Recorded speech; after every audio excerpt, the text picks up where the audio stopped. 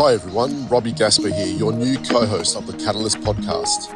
It's a beautiful winter's morning day here in Perth, Western Australia, and I'm on my way to meet the Katalis crew to find out more about their exciting work connecting Australian and Indonesian businesses. Today they're in Perth, and over the next week, the Katalis Roadshow will continue throughout Australia to Melbourne, Sydney, and finishing up in Brisbane. So please stay tuned for awesome interviews.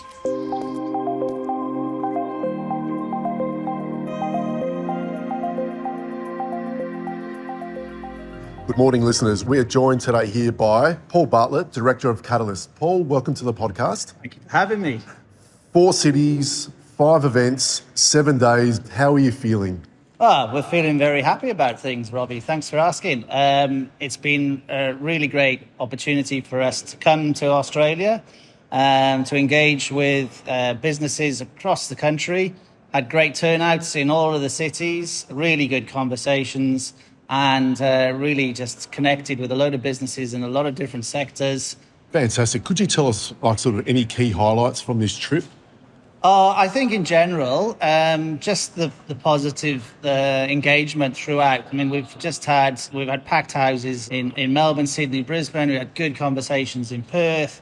The interest there is both reassuring and promising for future.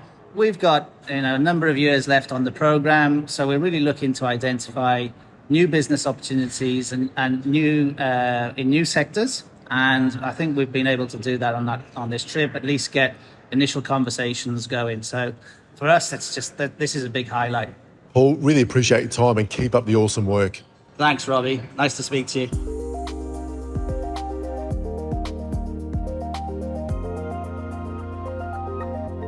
Katalis has a growing and exciting portfolio across sectors. Some of the businesses and programs we work with are based here in Perth, such as Sky Credit Group, a fintech company. I'm here with their Managing Director, Paul Walsh. Paul, you're the Managing Director of the Perth-based Sky Credit Group. Could you tell us a little bit about the Sky Credit Group? Sky Credit Group's a consumer credit provider based in Perth but operate all over Australia. So the group has a couple of contingent parts. One is a consumer financing business. The other one is a technology, capital raising and an IP type systems business. Fantastic. Sky Credit Group has set about to explore into the Indonesian market for electric motorcycles with the support from Katalis. What has that sort of looked like so far? Well, it's been a very steady and progressive process. We found it really supportive from engaging with Katalis. They've led the process really well, and they've really helped us stick to a pretty clear timeline. And over the last 12 months, have really helped us open doors and understand the market and be better informed about it. So we're really appreciative of the work the team's done. The Indonesian electric two-wheeler market is set to grow quite rapidly, with the Indonesian government setting a goal of having 2 million electric motorcycles on the road by 2025. How can Sky Credit Group support that push towards wider adoption of electric motorcycles in Indonesia?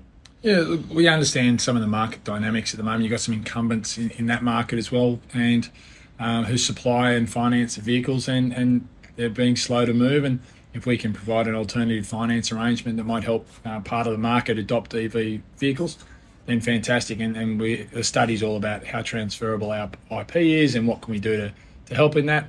So it's been really informative, and I think we have a role to play, but we'll keep working with Katalis to make sure that's the case. I love how you're working with Katalis to make electric two-wheelers more accessible and in the long run contribute to a sustainable urban mobility system. Yeah, it's great. We have a purpose to empower people financially in Australia.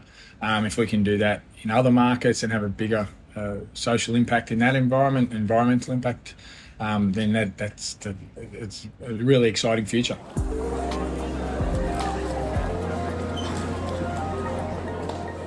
This being Western Australia, we can't dismiss the importance of the grains industry. Who better to talk to about the industry links with Indonesia through Katalis other than Richard Simonatis, CEO, Grains Australia.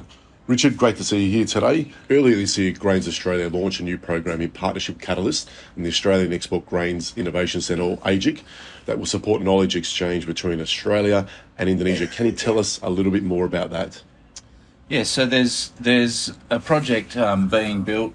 It's essentially recording video training modules translated into Bahasa, aimed at upskilling flour milling technicians across Indonesia. So when we've been talking to our customers up there, a consistent theme that we get is that it's really hard to find the skill levels that they need, and they value the Australian expertise. So it's a way to document that, and then to provide that to support our customer base in Indonesia. And what makes Indonesia a key priority for the local grain industry?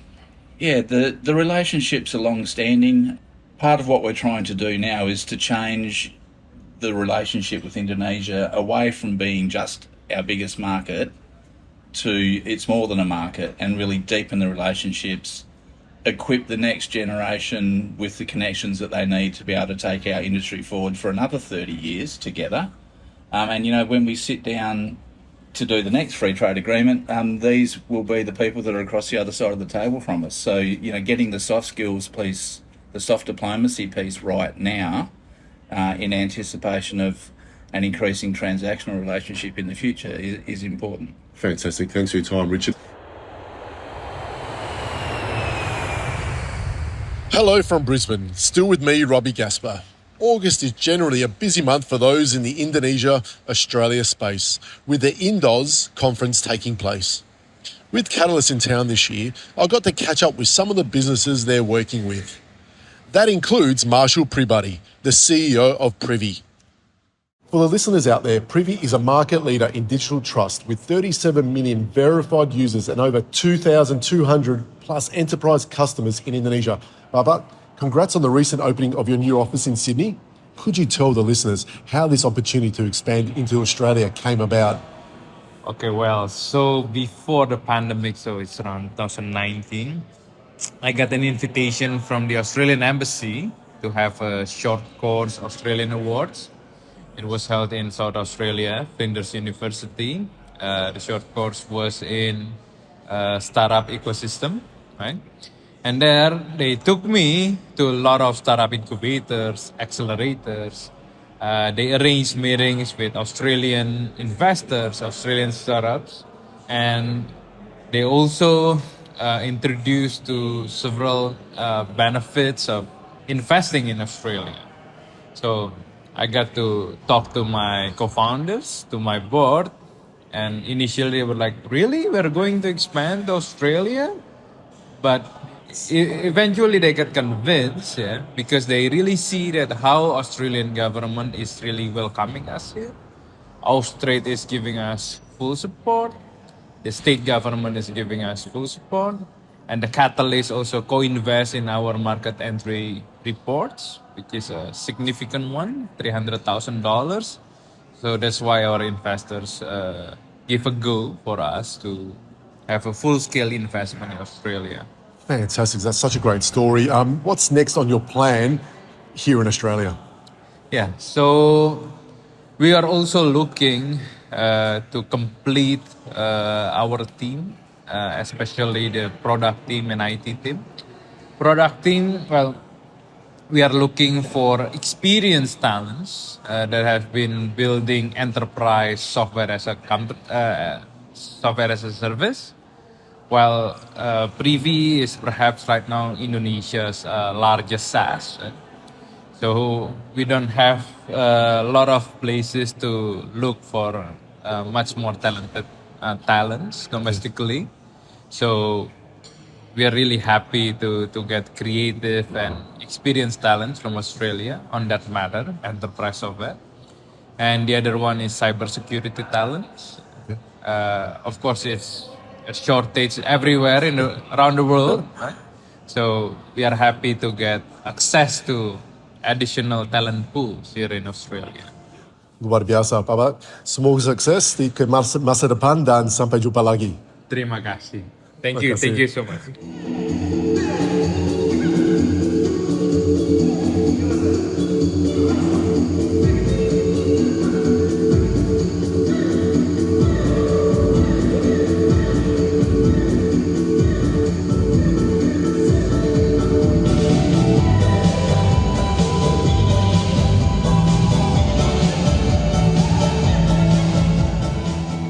I'm joined by Di Robinson, New South Wales Chair for the Australia-Indonesia Business Council. Welcome, Di. Great to see you. At Indos Conference here in Brisbane, how have you found it so far? Excellent. Great speakers, very interactive panel, lots of good questions, and I think a real insight into the new Indonesia. Fantastic. You hosted Katalis a couple of days ago at an event. Could you tell us a little bit about that event and how it went? We had about 50 people, 50 different organisations came along and heard from a range of speakers that have been supported by Katalis, including some of the speakers here today, Privy, a chocolate company, and Simpler Health. And again, this was a great opportunity, I think, for businesses in Sydney to hear about how opportunities are unrolling and opportunities for businesses in New South Wales are opening up in Indonesia.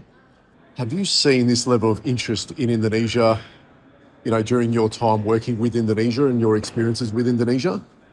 Not to this level. There seems to be a groundswell, and I think particularly with the digital economy, with health and education, the growth in those sectors, and some very high-profile organisations taking a big interest in Indonesia. Also, the growth of Indonesia itself, with highly publicised reports talking about Indonesia being the fourth largest economy in the world by 2050. I think it's growing and grabbing people's attention.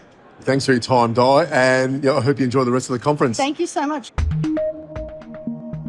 We're wrapping it up from the Indoors conference, where it's been very exciting to meet leaders in the bilateral space. All in all, it has been a whirlwind week, full of a series of great engagements with Katalis, presenting a closer look at its business model and beneficiaries, and most importantly, learning and business networking opportunities. Robbie Gaspar, signing out. Thanks for tuning in, and we look forward to having your company again in the next episode.